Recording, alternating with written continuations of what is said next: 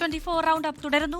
ആദായ നികുതി വകുപ്പിന്റെ റെയ്ഡിനിടെ ബംഗളൂരുവിൽ ജീവനൊടുക്കിയ Confident Group chairman doctor Roy സിജെക്ക് ബംഗളൂരു വിട ചൊല്ലുന്നു. പൊതുദർശനം നടന്ന ബെന്നർഘട്ടയിലെ റിസോർട്ടിലെത്തി രാഷ്ട്രീയ സാമൂഹിക രംഗത്തെ പ്രമുഖർ അന്ത്യാഞ്ജലി അർപ്പിച്ചു. മൃതദേഹം ഉടൻ ബെന്നർഘട്ടയിലെ സെന്റ് ജോസഫ് പള്ളിയിലെത്തിക്കും.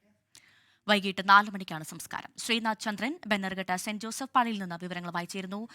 ശ്രീനാഥ്, എപ്പോഴത്തേക്കാണ് സംസ്കാര ചടങ്ങുകൾ ഉണ്ടാവുക? പൊതുദർശനം ഇപ്പോഴും തുടരുകയാണ്.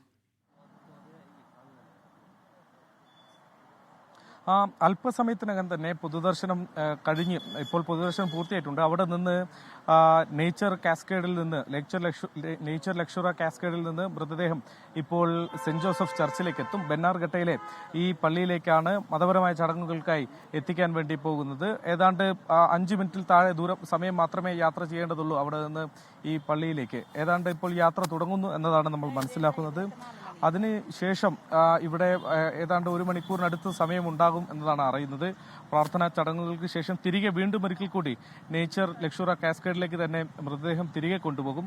അദ്ദേഹത്തിന് ഏറ്റവും പ്രിയപ്പെട്ട ഒരു ഇടമാണ്. അവിടെ സംസ്കാര ചടങ്ങുകൾ നടത്തണം എന്നത് അദ്ദേഹത്തിന്റെ ഒരു ആഗ്രഹമായിരുന്നു എന്നതാണ് ബന്ധുക്കൾ പറയുന്നത്. അതുകൊണ്ട് അവിടെ തന്നെയാണ് സംസ്കാര ചടങ്ങുകൾ നടക്കുന്നത്. അതുകൊണ്ട് ഇവിടെയുള്ള പ്രാർത്ഥനാ ചടങ്ങുകൾ കഴിഞ്ഞതിന് ശേഷം വീണ്ടും ഒരിക്കൽ കൂടി റിസോർട്ടിലേക്ക് മടക്കി കൊണ്ടുപോകും. പിന്നീട് 4 മണിക്ക് ശേഷമായിരിക്കും സംസ്കാര ചടങ്ങുകൾ നടക്കുക. ഏതായാലും രാവിലെ 10 മണിയോടെയാണ് പൊതുദർശന ചടങ്ങുകൾ തുടങ്ങിയത്. ഹൃദയഭേദകമായ കാഴ്ചയായിരുന്നു. ബന്ധുക്കൾ സ്വാഭാവികമായും അദ്ദേഹത്തിന്റെ വേർപാട് ഉൾക്കൊള്ളാൻ ഇപ്പോഴും ആവുന്നില്ല. അതിന്റെ ഒരു വേദനാജനകമായ നിമിഷങ്ങൾ നമുക്ക് അവിടെ കാണാൻ വേണ്ടി കഴിഞ്ഞു. ഒപ്പം തന്നെ പ്രമുഖരായ പലരും അവിടേക്ക് എത്തി. മലയാള സിനിമയിൽ അദ്ദേഹത്തിന് വലിയൊരു സ്ഥാനമുണ്ട്. പല സിനിമകളും നിർമ്മിച്ച നിർമ്മാതാവ് കൂടിയാണ്. മലയാള സിനിമയുടെ പ്രതിനിധികൾ ചിലർ എത്തി. ആന്റണി പെരുമ്പാവൂർ അടക്കമുള്ളവർ അവിടേക്ക് എത്തി. ഫെഫ്കയുടെയും സിനിമാ സംഘടനകൾ പലതിന്റെയും ഒക്കെ തന്നെ റീത്തുകൾ സമർപ്പിക്കപ്പെട്ടു. അങ്ങനെ ഒരു നഗരം ഒന്നാകെ ചേർന്ന് അദ്ദേഹത്തിന് ഇപ്പോൾ യാത്ര നൽകുകയാണ്. മാത്രമല്ല വലിയൊരു വ്യവസായ പ്രസ്ഥാനത്തിന്റെ അധിപൻ കൂടിയായിരുന്നു. അതുകൊണ്ട് ആ തരത്തിൽ അദ്ദേഹത്തിന് കീഴിൽ ജോലി ചെയ്യുന്ന അനവധി ആളുകളുണ്ട്. അതിൽ പലരെയും ഇന്ന് പൊതുദർശന ചടങ്ങിലേക്ക് നമുക്ക് കാണാൻ വേണ്ടി കഴിഞ്ഞു. എല്ലാവരും ചേർന്ന് അദ്ദേഹത്തിന് യാത്രാമൊഴി ഏകുന്ന നിമിഷങ്ങളാണ്. ഇനിയിപ്പോൾ അധിക സമയമില്ല. ഇവിടുത്തെ പ്രാർത്ഥനകൾ കൂടി കഴിഞ്ഞതിന് ശേഷം ഏതാണ്ട് 1-1.5 മണിക്കൂറോടെ സംസ്കാര ചടങ്ങുകൾ കൂടി പൂർത്തിയാകുമെന്ന് അറിയുന്നു.